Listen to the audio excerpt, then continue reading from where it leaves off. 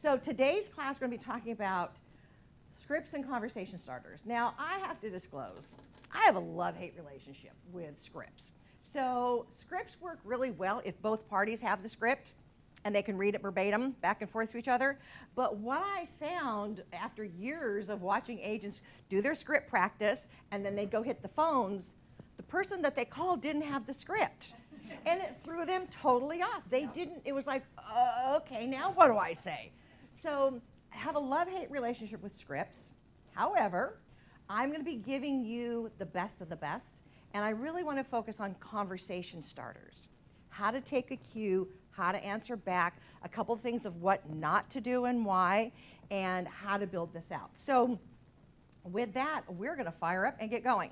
So if you're watching online and have not got your printout yet, go ahead and go to your Cardinal Nest under Resources. You'll find it in there. Special thank you to Cardinal Title. They are the ones that sponsor all these classes for us. So the next time you have an opportunity to use Cardinal, I hope that you do. Tell them I sent you. And as I say, I've been snooping behind the scenes, and they are amazing. There is no excuse that all of our agents should not be taking advantage of Cardinal. It is partially because of them. We're going to say it's their fault that you get your high commission that you get. It's Cardinal's fault. So we're going to blame them. So, and that is why, and that is how it's taken care of. So again, thank you to Cardinal for always being there for us and committed to the agents to make sure that they've got the tools and everything that's needed to progress and move on. Okay, so a couple quick suggestions. The front page of your handout is set up like an agenda. So hopefully when you print these out, you'll be able to check off the things that you need to do. Second thing we're going to ask you to do is to 3-hole punch them and put them in a 3-ring binder. Usually about a 1/2 inch or a 1-inch binder is all you need, because you are going to be creating a customized training manual for yourself. Okay? So have those available. Now, the benefit of this is obviously you can go back and reference them, but if you're going to have a meeting with one of your coaches, your manager, your broker, myself, whatever, we're going to ask you to bring this with you. We're going to ask you to bring the binder. So we've got an extra handout back there by the clipboard for sign-in if you need a handout. So make sure that you bring it when you come in for a meeting. That way we can see what you've done, what you haven't done, and we can maximize our time with you, okay? So that's what we're going to ask. Also, as a quick reminder, on your handout, each page is numbered, and you will also find at the bottom of the slide presentation that goes with it, they are also numbered. So if by chance you have to step out and come back and you go, where is she at? All you got to do is look at the screen. I'll tell you what page we're on, and it coincides with the page number on your handout. Boom. All right, here's a couple quick classroom rules for you before we get started. Please make sure all your phones are off or on silent. Even if you're watching online, I can tell if your phone rings. And don't make me answer your phone, because I will. And you don't want that to happen. And I've done it before. No, I really have. It's funny. I want you to be open to some new ideas. I'm going to ask you, may I have your permission to be blunt and honest with you? Tell you what you need to know and not always what you want to hear. Can I get a thumbs up? Are we good? We're good? Okay, I'm seeing thumbs up around the room. Excellent. With that, I'm going to ask you to hear my heart and forgive my mouth. Usually if something's going to slip out and I know it's coming, I will give you a heads up. But I'll remind you, you gave me permission, you said it was okay, hear my heart, but here's why. So good, we're good on that one. All right, you do need to laugh at my stupid jokes. That would be one of them. Okay, and then I'm going to hope that you are going to learn something new. So at the end of class, we're going to ask you, what was your aha takeaway? What is something that you can walk out of here and implement today into your business to make it better? And the reason I make sure we add that in there is for years of watching agents, they would go to every freaking training that was on the planet. They would go to every conference, every seminar. They would spend thousands of dollars a year in stuff and did Zippo with it. So you ask them after an event, so what was your aha takeaway? Oh my gosh, there was just so much I don't know. There's just so much I just don't know. I just so much I don't know. 3 months later, it's the same story. 6 months later, it's the same story. A year later, it's the same story.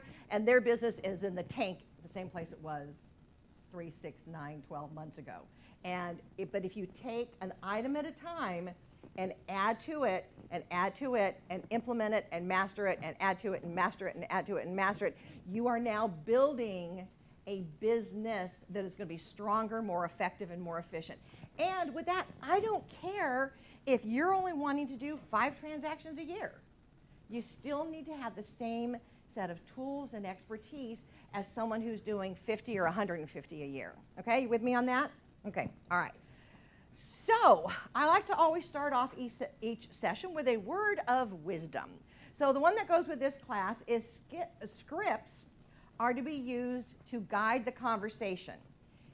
It is communication, is a conversation, it is not an interrogation. And so often, every industry, every single industry that has sales whatsoever, they all have their scripts. And you know when you've gotten a phone call from someone and they're there reading the script and trying to make sure they don't miss a word. You know it's a script. So what I want to share with you is how to engage in conversations in various settings that's going to help you be more confident and more comfortable. Okay? So, we ready? Give me a thumbs up. We're good? We're good. All right. So we're going to jump right in. So here, we're not going to spend a lot of time on this particular one, but I do want you to go back and ask yourself, if someone was to ask you the question of, why should I hire you? Or, what do you do differently? What would you say to them? So I want you to think about that later. What would you say? Now, I got to be honest with you. I've been doing this since 03, 04, whatever. And I've never been asked, so why should I hire you? Really? I'm just saying. Now, I've been asked, kind of, so what do you do differently? However, when you do a really good buyer or seller consultation, oh, wait, we're teaching that next month. You will answer most of their questions before those questions ever come out of their mouth. You overcome most of their objections and the questions they're going to have. And yes, we will cover that in the buyer and seller consultation classes. So, but just ask yourself, if someone were to ask you, why should you get, why should they hire you? What would you say? And please do not tell me, well, I'm a really good agent, I'm very professional, and I'm available for you 24/7. No, you're not. You are not available 24/7. I know you sleep at some point. You got it, unless you got really good drugs, and we don't want to go there. But see, you gotta laugh at my jokes. Okay, so she got it. She got it. Okay. So you want to make sure that you're giving a good answer, not a canned, stupid answer. So we're going to talk about some things to do and not to do as well. But what do you do differently? We talk in Jumpstart a lot about how Samson agents, my goal if it kills me, is going to be to have Samson agents the best in the industry. We are driving them and striving to have them think outside the box, be creative, and be the Uncola. Now, you guys all know about 7-Up, the Uncola. Okay. So back in 1967 when they relaunched, yes, I Googled it and looked it up. It was back in 67 they relaunched. The market was already saturated with cold, carbonated, caramel-colored beverages. The industry did not need another one. Brilliant marketing campaign was put together relaunching 7-Up as the Uncola. There was a gentleman that did the commercial. Go back and watch it. It's on YouTube. It is phenomenal. It still stands the test of time. That was marketing brilliance. Yes, he was Caribbean. Yeah, has got this voice that just makes you want to go buy 7-Up. Okay, but it was a brilliant marketing campaign.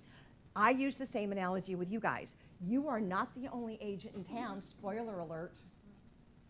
What are you doing that's different, that is going to make you stand out as that Uncola, that unagent? I always say, as long as it's legal, ethical, and moral, creative, and do something a little bit different. Stand out. And every single one of the classes that I do, I give you examples and ideas of what can be added to your business to help make you shine and stand out. Okay? So that's where we're going. All right. So here I just want to mention, how do you handle a question when you need to tell them no? It's okay for y'all to say, no, I'm not doing that. So shout out with me, no, I'm not doing that. No, I'm not doing that. There you go. Now, oftentimes you need to tell them no, especially when they're wanting you to do something unethical. Do not go down that rabbit hole. That is the time you thank them for the opportunity to chat. Let them know you have worked too hard to get your license. You are not damaging your reputation and potentially charges filed against you. And so you're going to end the conversation and walk away. It's okay. And I've done it once. And it was someone that I had known since I was a little girl. And it was like, you want me to do what? It was like, yeah, no. Love you, but ain't happening. So I did. I had to tell him, I'm sorry, but I'm not the right match for you then, because I will not jeopardize my license to do that. What you're asking me to do is highly unethical and highly illegal based off my commitment to this industry, and I won't do it. Walked away. Walked away. It is okay to say no when you've got an idiot for a client. Now, Disney teaches their cast members, their staff members, to never tell a guest at Disneyland or Disney World no. Now, I'm from California. Disney was my fun and games place, and up the, an hour and 10 minutes up the road, we could be from my driveway to walking into Disneyland. And yes, we had our annual passes, and when my daughter was going through college, there'd be times in the middle of the week, Disney, and off we go. It was usually quieter then. But I had heard this, and so we played a game one day. We were so bad. We would ask questions that would normally get a no answer, and they never told you no. They had another option or another suggestion for you. Or I have a better suggestion, or I have an option for you. And they'll answer the question that way. So that was a good one to know. When it comes to scripts or conversation starters, here's the general rule of thumb that everyone teaches and preaches out there. You want to memorize it, then you internalize it, so you kind of customize it and make it yours, and then you customize it and adjust it. Now, I will tell you, there's a few things in here that we're going to hit, and I'm going to tell you that they need to be done verbatim, but I'm going to tell you why. And again, I like to give credit where credit is due. A couple of these things are from Joe Stump. Joe Stump mastered the ability of neurolinguistics. So some of the stuff that is said a specific way is because of the neurolinguistic impact that goes with it. So we're going to hit those highlights as well. So you want to memorize, internalize, and then customize. So what I want you to stop and think is, as you get ready to go meet with someone, you want to know who your audience is and what information is going to be valuable to them, not to you. You may think that it's important to tell them that you're great, you're wonderful, you're ethical, you work 28 hours a day, you don't sleep, you're on good drugs to keep you awake for hours on end. I'm just kidding about that part. And yes, they're laughing. So in a study that was done a while back, I need to go back and find it, they brought in a bunch of people, and they got to see this little mini commercial, of I'm great, I'm wonderful, I'm number one in my area, I'm number one in my office, blah, blah, blah, blah, blah, blah, blah. And it was for different products and services. What they found was the audience, for the most part, was turned off by the ones that were ego marketing. Because they assumed if you are number one and you're gloating that you're number one, well, you're too busy and you don't need my business. And so a lot of the consumers in the panel said, you know what, they wouldn't use that person because it was all ego-driven messaging. But the ones that said, this is what I bring to the table for you, this is what I bring to the table for you, those are the ones that people gravitated to. So keep that in mind as well. So you want to be careful what you say, obviously, but you also want to be aware who your audience is and what they're looking for. Now, if you're working, let's say, with a first-time home buyer, you want to be real careful not to talk the lingo too much because they're going, what? Because bless you, All industries have our lingo, and we actually have a fun class where I added in there, and then we do a test to see if you guys know what the lingo is. But you want to make sure that you're talking kind of on their level as well. Keep that in mind. So when you are chatting with someone, I've always liked to give them two options. So on page 2 of your handout, yes, it coincides with our slide, yes, you do not want to say, how can I help you, or what can I help you with? It is too easy for them to go, I don't know, or nothing. So a better way to respond to that is, are you interested in current market conditions or what your home might be worth? You've given them an option. What are they looking for? The best, so this is a good, better, best avenue, the best way is, what can I get you information on? Now, I heard that one and went, boing, brilliant, a long time ago, especially when you're dealing with potentially, I'm going to say cold leads that's an inquiry off something. And by the way, if you're buying leads, you're not buying leads, you're buying inquiries of someone who was drunk at 2 o'clock in the morning that decided to click on the thing and it registered their information and they have no intention of wanting to talk to you. So we want to, I know I'm stepping on toes, sorry about that. So, but you want to make sure that you're identifying really what it is, okay? It's not a lead, it's an inquiry. You can turn it into a lead. So those are a couple of suggestions on the better and best. If you're highlighting or marking, and again, hopefully you have a pen, a pencil, a highlighter, a lip liner, or anything of the above, I would kind of highlight those 3 bullet points of what not to say, but then a better and a best way to ask that similar question. Okay? You with me so far? Give me a thumbs up. All right. The next thing we want to talk about real quick is your call to action. Do not use, call me now. Because if they're drunk and it's 2 o'clock in the morning, they may go, well, she said I could call her now. And they're going to call you. Not a good thing. I'm just thinking off the top of my head. But what you do want to do, listen to this one. I would highlight this.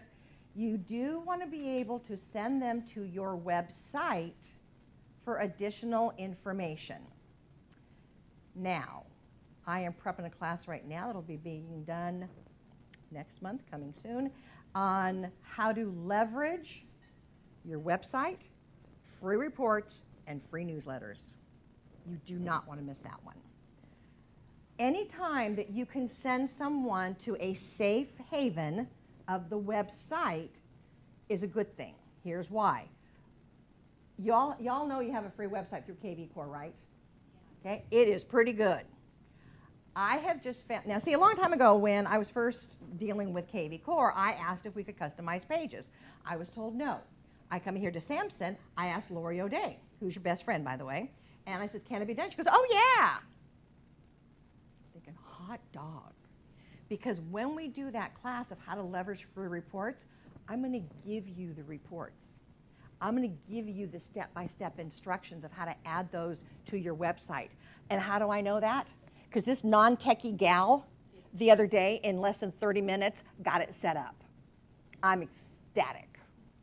So it can be done. It can easily be done. So you want to drive them to your website, the one that Samson offers you through KV Core. Now, if you're not using KV Core, let me just share a little bit of information with you. You do know that you get it for free, right? Okay. Now, let's say you decide that you don't want to use the free version. You want to go get it on your own.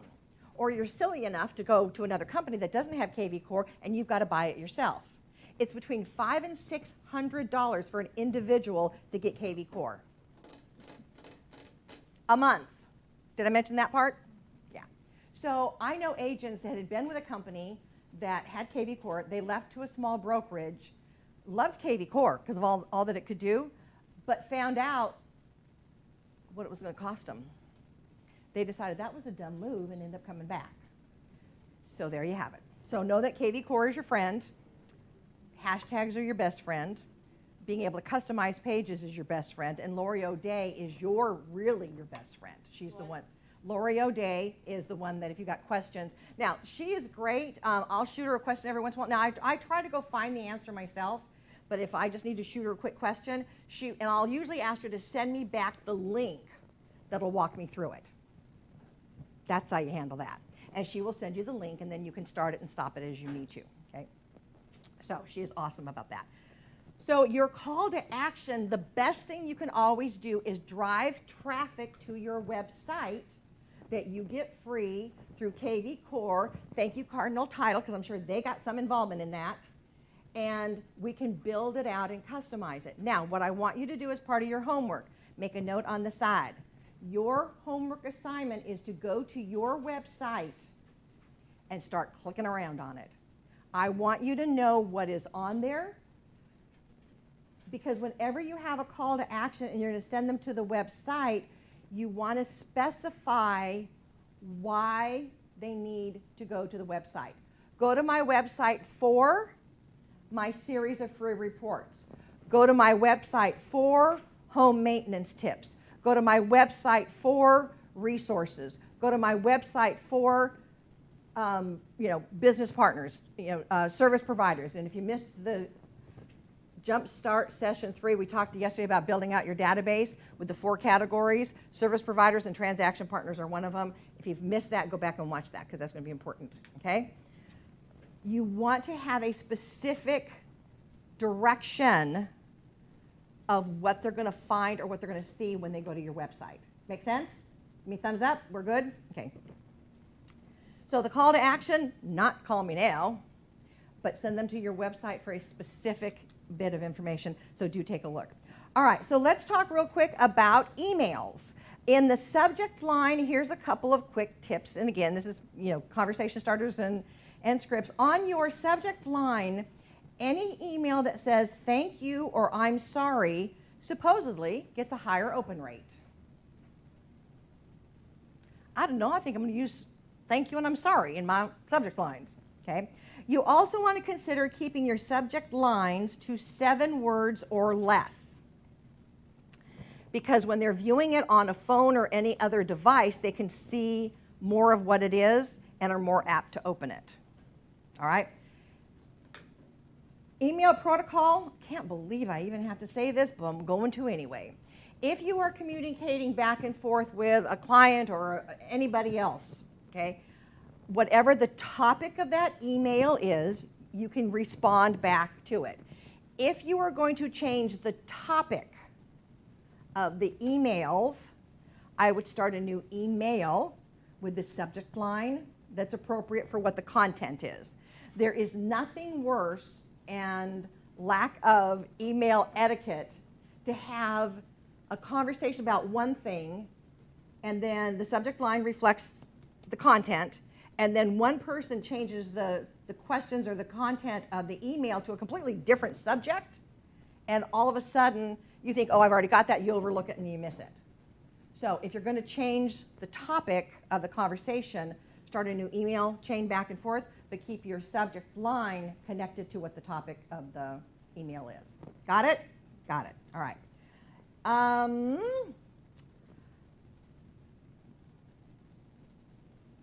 One of the best, and it's on the bottom of page 2, that you can add to an email, you can add it to a text message, you can add it to a conversation, and this I absolutely love.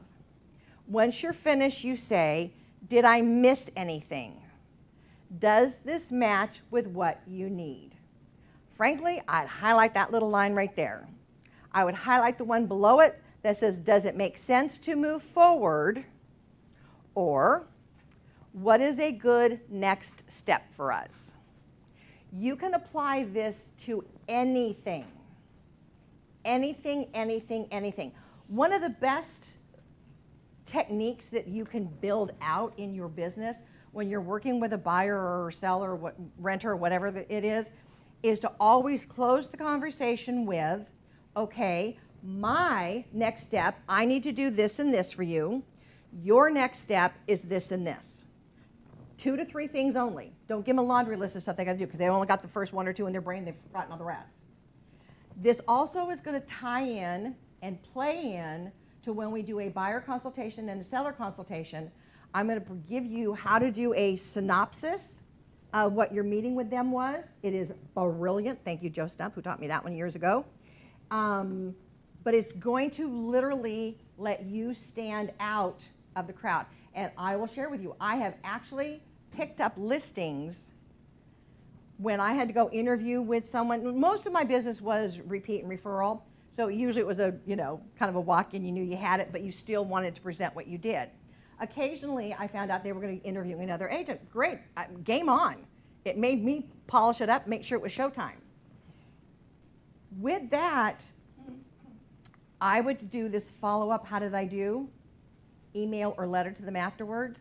Many times, I ended up getting that listing or that buyer, and when I asked why they chose me over the other agent, because they had gotten that email or that letter from me, and they had never seen another agent ever do that before.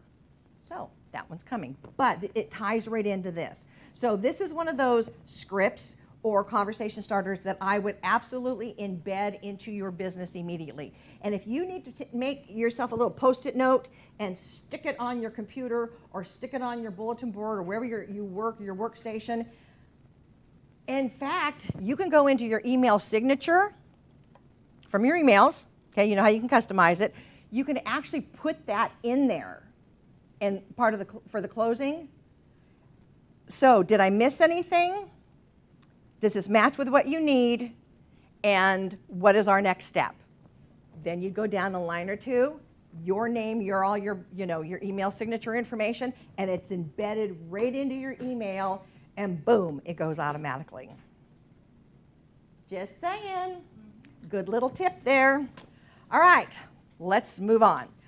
I would hope that you will become NSO, Next Step Obsessed. This comes from a gentleman that I found. He's brilliant in the marketing, brilliant in the sales, and it's always about asking the client or telling the client what is our next step. They want to know. They need to know. And when you put it on you that my next step is this, your next step is this.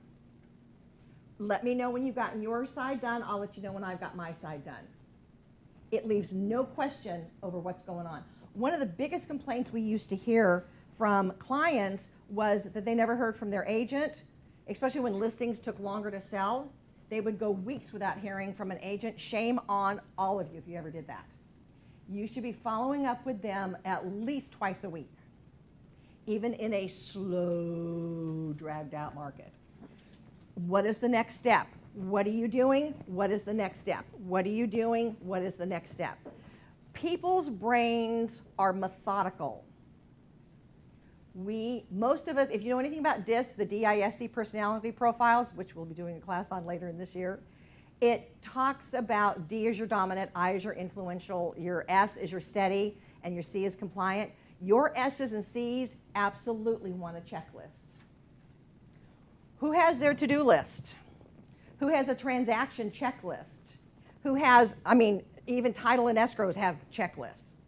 That's the S and C of our brains. We have enough stuff going on in our brain. We don't need to store all of this. So when we have, okay, here's where we're at, here's the next step. Here's where we're at, here's the next step.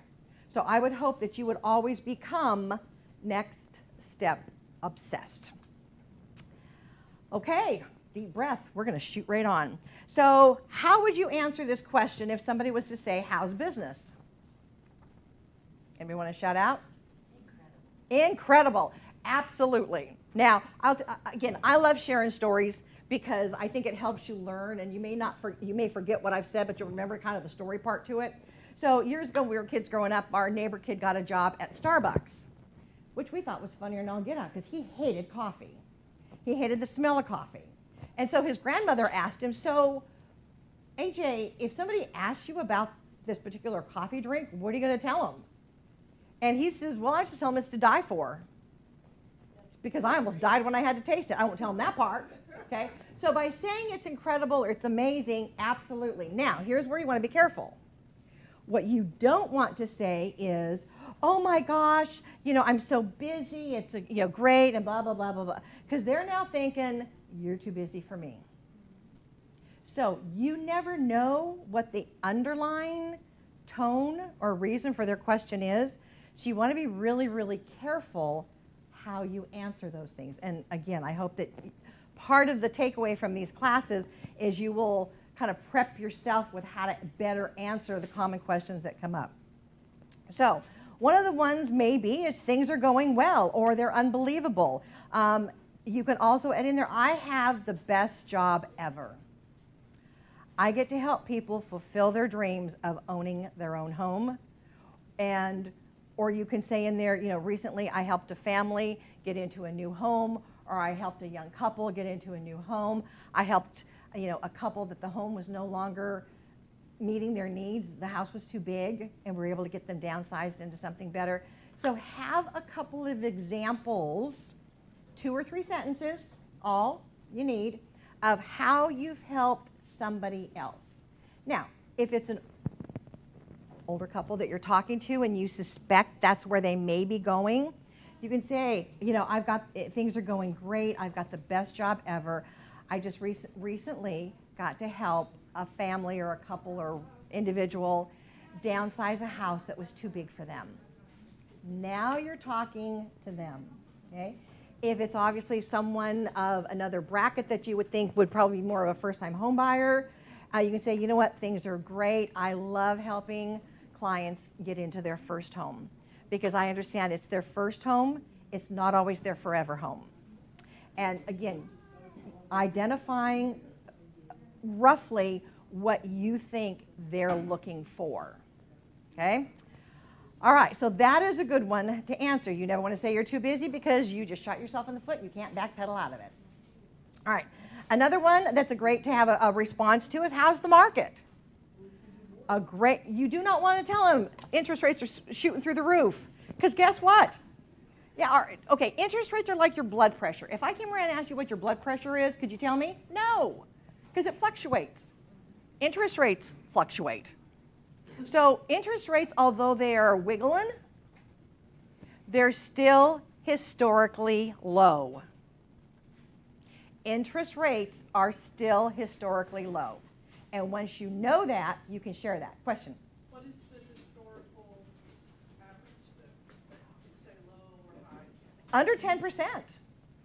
Under 10%. In fact, I believe I found it in the nest. If not, email your lender at your office, and you can actually Google it and find it on Google as well, is a chart that shows interest rates for the last 30 years. Okay? So many. Our first house, 19% interest. Okay? Now, granted, you say, yeah, but the price was less and income was less, but it's all balanced out and relevant out. So, but you're right. We bought it 19%, and I think, or what, close to that, and I remember it came down to 17 or something. We're like, woohoo! So, again, it's all in perspective. But if you tell them, oh my God, interest rates are going through the roof, you just shot yourself in the foot. Now how are you going to backpedal out of that one? I would always tell them, you know what, interest rates are like your blood pressure and mine. It fluctuates. Right now, it's about here, but on looking at a 30-year overview, it's still historically low. Now, so it's a great time to buy because if they buy now and rates do go back down, they refinance and get the lower interest rate. Hello? That's what people have done for the last 50 to 80 years. So don't shoot yourself in the foot with an answer you can't backpedal out of. All right, so a question about how's the market. It really depends. The 2 key factors are whether you're on the buying side or the selling side and what area. Then that will allow you to go into conversation because you're now needing for them to respond back, and you can respond back to that. Another one that is great, let me see if I need to catch up. Yep, I need to catch up with my slides. Sorry about that. What are the interest rates doing? What they always do. They fluctuate. It's adjusting. But if you tell them, oh my God, interest rates are going through the roof, well, you know what? You just scared them to no end. You just shot yourself in the foot, and you can't bail and backpedal out of that one. But if you say, you know what, interest rates, they're doing what they always do. They fluctuate. And we have no control over whether they're going up or down. But even I mean, and they can go up and down even within a 24-hour period. So when you reference it in comparison to your blood pressure, they now get it and they now understand, okay? If we can hold questions to the end, I've got my timer over here. I know there's another class scheduled right after this as well, so we're going to see if I can get through this, and then I'll open up any questions and stay after as you need to. By the way, if you're watching online and have any specific questions, do not hesitate to email me at lhamilton@samsonproperties.net. It's also on the front page of the handouts. You can reference that and shoot me an email. All right, so what are the interest rates doing? Another one that's good to know is, so what do you do? I'm a real estate agent. You guys know where to go after that one. So I would encourage you to think about other things that you can say instead. So thank you for asking. The way I best describe what I do is with this quick story. And then obviously you can share a scenario of either who you have recently helped or an avenue that specifically you're wanting to go through, okay? Jumpstart Session 4, which is coming up next week as well, live in Chantilly. We talk about the 4 marketing pillars and what message you need to have to go with each one of those. So that might be one to help you as well. Let's flip over to the next page. Again, a little mini story is always, always, always the best way to go. So here's what not to do. Here would be a wrong answer. So if somebody asks you what you do and you say, I sell real estate, or I'm a realtor, you kind of got nowhere to go with that conversation. So think about this. A better answer, and again, you've got 1, 2, 3, 4 bullet points right there to highlight. I help my clients sell their homes for top dollar. I help my clients stop paying someone else's mortgage and start paying their own. Obviously, that would be an appropriate response for someone who's a renter. This one is my favorite. I would highlight this because you hear me reference it all the time. I am my client's PPS when it comes to their real estate needs. What does that do? What's the question you want to ask me after I just made that comment? What is a PPS? Yes! Okay. I am so glad you asked. PPS stands for I am your professional problem solver. That's what I do. Because isn't a real estate transaction nothing more than a bunch of problems you've got to solve? So I used to have that on my business card. I had it on my name badge. I had it on my signature line. And I leveraged that sucker to the 9. And yes, I made a fortune off of it. Because it would open a conversation. So what's a PPS? Oh, I'm glad you asked. My job is to be your professional problem solver when it comes to your real estate needs. Bingo, now you got something to talk about. And they may ask, so how do you do that, blah, blah, blah. And again, it carries on conversations. I would highlight that one with a lip liner. Permanent marker, tattoo it on your arm. That would be a good one. Or on your forehead. Maybe not. Okay. Another good answer is you can say something along the line of, I get to help clients maneuver the often complex contracts and disclosures and guide them safely through their real estate transaction, whether it's on a buy or a sell. Okay? Know what to say when people ask and how to respond back, leaving the conversation open for further information. Okay? All right, so those are the better answers. We just went through those. Conversation over pricing a property. We are going to get into that much more during the seller consultation class coming up because that's a whole big conversation in itself. But I've left a couple of highlights there for you. Most agents offer a one-size-fits-all strategy. You are going to be able to offer 3 strategies for pricing their home. Go ahead and read that over, familiarize yourself with it, and, customize it a little bit. It's on the bottom of page 4. Know that that is a conversation that will come up. The other one that we're going to get into down and dirty when we get through it as well is commission.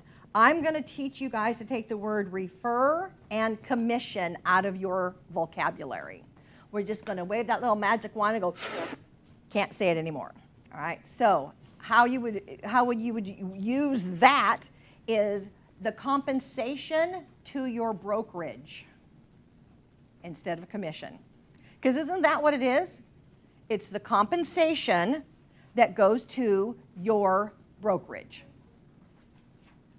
People are less likely to ask for a discount or argue over the price when you put it that is the compensation to your brokerage. It takes you out of it. Because now it's not your commission. You can negotiate your commission. But when you put it as it's the compensation to the brokerage, and this is how it breaks down. Again, I've got a fabulous piece of that puzzle in the buyer and seller consultation. Please add that. Keep your radar up for those classes. You won't want to miss those. All right? So on the top of page 5, let me flip over. Okay, we've got that one. On the top of page 5, and I'll come back to story time if time allows us to. Top of page 5, I always like to give options. And one of the best things that can be used, and I will often say this, in conversation with clients, is what we're going to do is we're going to go through your options. The first question is it an option? Yes, it's an option. Is it your only option? Probably not. Is it your best option? That's not for me to decide. My job is to provide you the options and the best information I've got available so that you can make an informed, intelligent decision. Once they know they can make an informed, intelligent decision based off the options that you've mapped out for them, you've got a great partnership going with them. Does that make sense? Have I missed anything? What is our good next step? See how that all came in. All right, so the next one I want to hit real quick is I want you to understand that your job is to be their advocate, their consultant, and their PPS. If you want to provide them with information and facts that will allow them to make an informed, intelligent decision. That goes along with what we just covered of what are their 3 options. All right, so let's talk real quick about the next segment. I want to introduce you to Joe Stump with By Referral Only. Joe and Brian Buffini actually had started their company together. Then Brian and Joe split off and went their own little, built out their own companies. Being from San Diego, we had both of them in our backyard. We could go and pretty much get them anytime we wanted for events at our offices.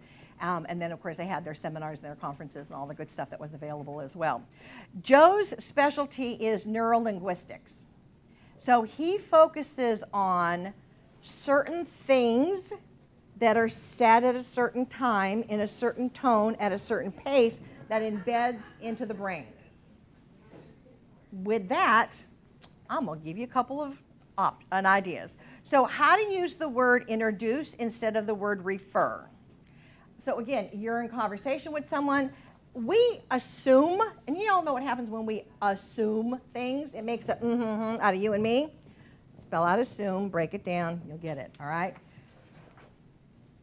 When we assume that everybody knows how to refer, or that they're supposed to refer, but yet 80% of agents have said that less than 20% of their clientele have actually introduced them to anybody, because you haven't taught them how to introduce you to others.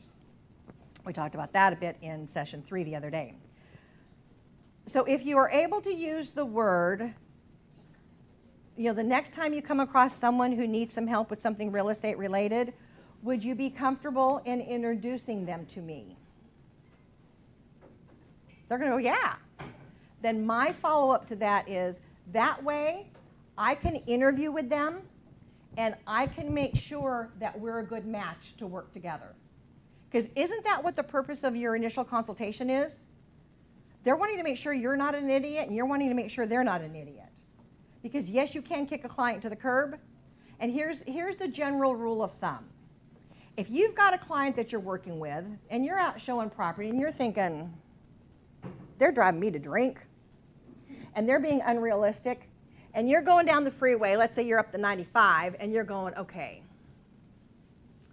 if I can take this next exit, which loops around, if I can take that curve at 90 miles an hour, push them out the door, tell them I'm not here, and have it look like an accident, that's probably a client that you want to go ahead and release.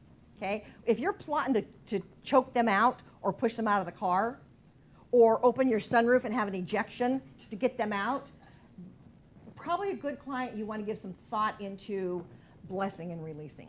And a few of them do need to be blessed and released. So, but you want to surround yourself with positive people, obviously, and birds of a feather flock together. So if you're working with a client that is just phenomenal, bet you $5 they have other friends that are similar to them.